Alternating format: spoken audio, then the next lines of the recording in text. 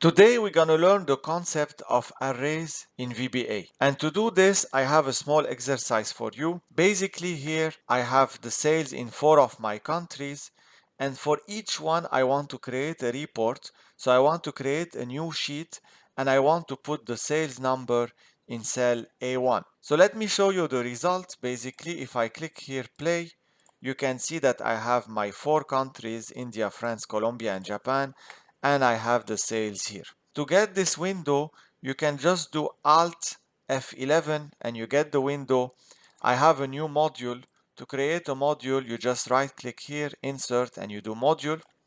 We're gonna make a sub called test2, and here our strategy will be the following.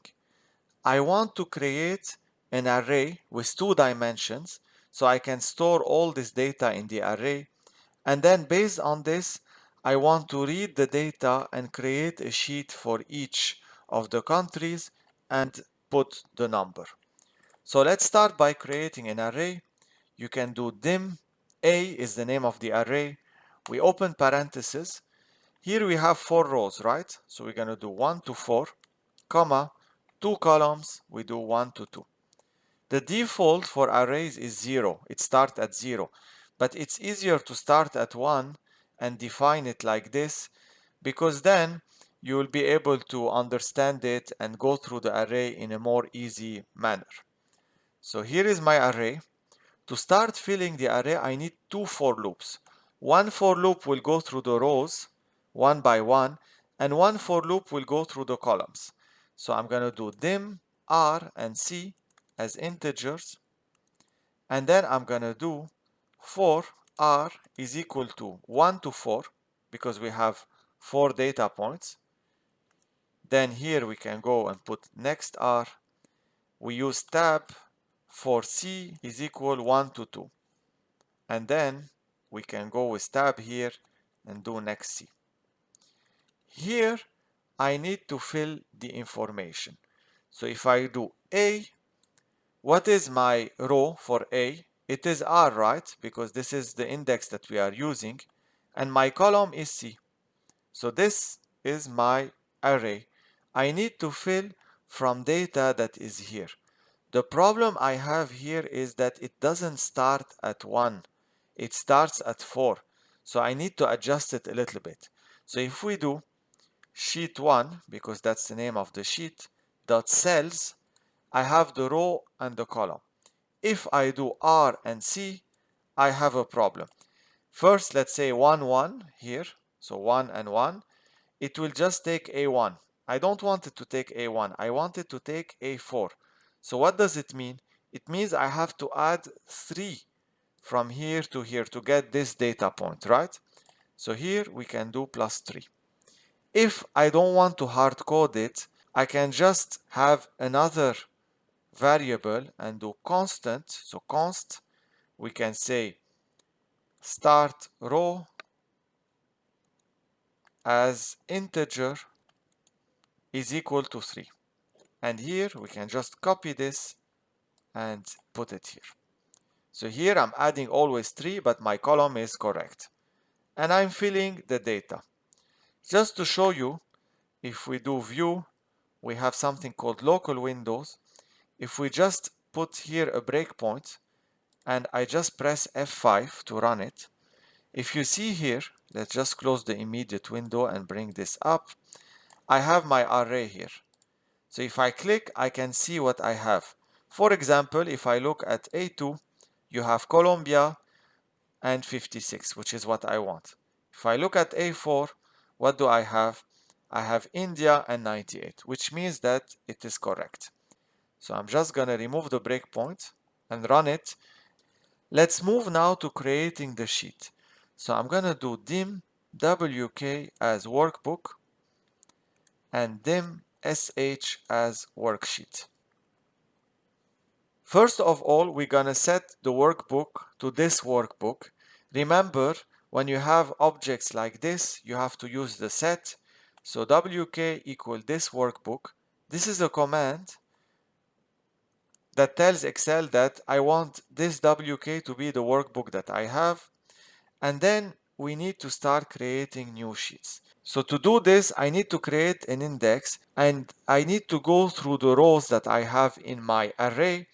And then for each one of them, I need to take the data that I have here, create a sheet, name it Japan, and then put the sales in the sheet.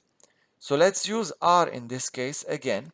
So for R is equal 1 to 4, next R. What do I need to do? First, I need to create a sheet for every row in my array, right? So I'm going to do set sh equal wk, which is our workbook, dot worksheets dot add. This means that I'm adding a sheet to my workbook. Next, I need to name it, right? Now I have it in variable sh. So sh dot, if you see here, I have name is equal to a. Then what do we want? Here we have our row, right? It's the same row as the indexed R. And then I need the column. The names are in column 1, right? Always. So I'm going to put 1 here. So now I've named my sheet. Next, I need to put the data, right? So sh.range, I will put it in a1.value is equal to a. Again, we want the same row, but now we want the second column. So AR2. So this is how it is. I am creating a sheet, adding it here, naming it by the name of the country, and then adding this value, right? So now let's have a button to test it. So I can do insert, illustration, icons. Let's put paper here, enter. We can choose one of those. So I'm going to choose this. I'm going to put it here, right click, assign macro. We have test2. And then if we click, you can see that I get my 4 countries. Now let's make it a bit more complicated. Here I have hard-coded 4 everywhere because I knew I had 4 countries. But what if this is just dynamic? So what do I do in this case?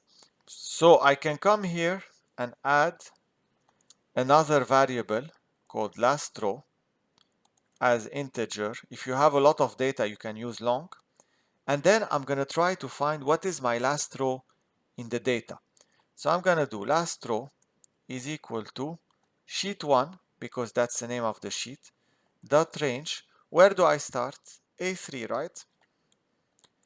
A3 dot, and then we do XL down.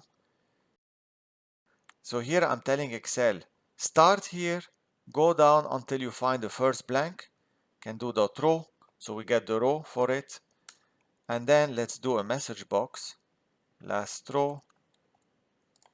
We're just gonna put a breakpoint here, try it. You can see that my last row is 7. So now we got rid of this problem, finding the last row. So we're just gonna stop the code, and then here we need to make a change. If you see here, I have declared the array with the size. To change this, I'm just gonna declare an array with nothing, and I'm gonna use a property for arrays which is called redim. Redim means resizing the array. Redim A, now I can change it. I'm gonna say 1 to last row minus start row, and I need to move this down. You will see why in a second. And then here I have 1 to 2, so here no problem. Why do I need to move this down? Because I have my constant. So we're just gonna move the constant up here. So here I have my start row at 3, and if you remember, we had our last row at 7. So here I'm doing 1, 2, 7 minus 3, which is 4. You get the same 4 that you had before. Here is no problem. Here is where I have a problem. So instead of 4, now I need to use this equation. So I'm just going to put it here. Here we have no problems. Here I have another 4. I'm just going to use this equation. Again, remember, this is 7 minus 3. If we run this now, let's use the button. You can see that I get the same result. But if I have now another country, let's remove this, delete, and let's add USA, then we can put 120, we click, we can get USA, India, France, Colombia, and Japan. So I hope you liked this video. If you did, please don't forget to like it, and if you didn't subscribe, please subscribe to the channel, and let me know in the comment sections where do you think array could be useful and some of the problems you're facing with arrays so I can respond and try to help you.